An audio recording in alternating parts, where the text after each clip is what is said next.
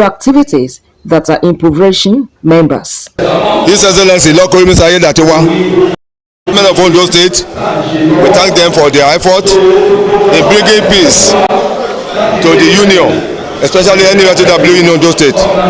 Before now, we operate on Park Management Committee because of the crisis and loss of life, which God has now turned to happiness in Ondo State. While declaring zero tolerance for thuggery and hooliganism in the state, Mr. Odudu preached peace for units, branches, and at the state level, saying anyone that contradicts this will face the wrath of the law. We are addressing the member of NURTW in Ondo State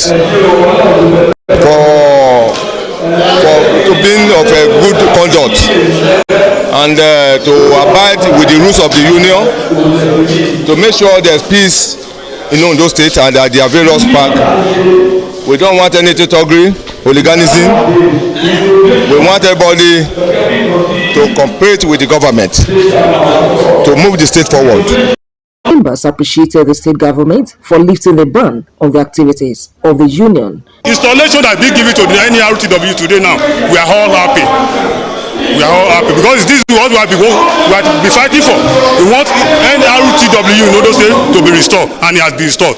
The 7-man committee will continue to man the affairs of the union until formal inauguration. Omori Olahunbiji, Osrc News.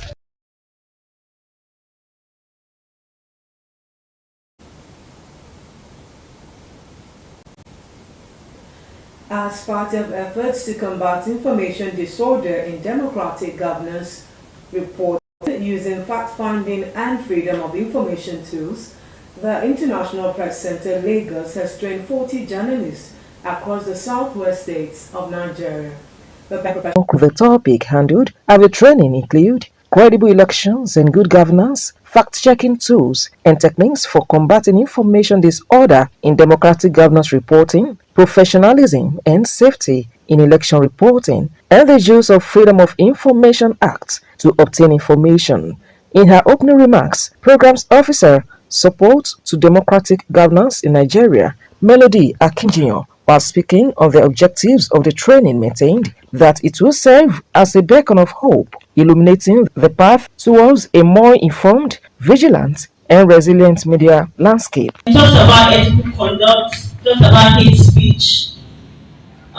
You agree with me that during elections, this is usually very rampant, hate speech. So, but what role do you play as a journalist to ensure that you're not a victim?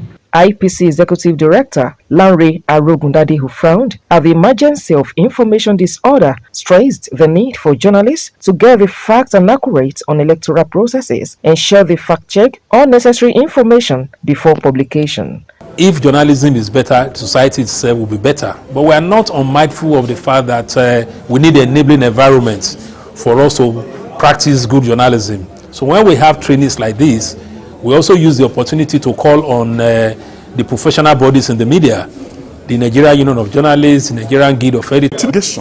Using so many tools like the budget speeches and all those things like that, like what we are talking about. What are those campaign promises? What are those campaign promises? How much of the campaign promises are also captured in the budget of the states? Because subnational level is more critical. We have one federal government, but 36 state governments and 774 local governments. The 2-day capacity building is funded by the European Union and implemented by IPC as a lead partner and the Center for Media Society under Component 4, Support to Media of the European Union, Support to Democratic Governance in Nigeria. Omori Olahunbiji, Osrc News.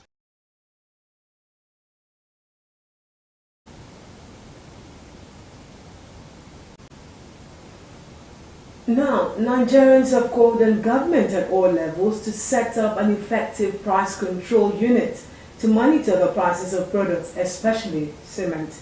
This is equal to the hike in cement prices and other commodities, which has resulted in hardship for many Nigerians, especially the less privileged. Those who spoke with Osrc's correspondent on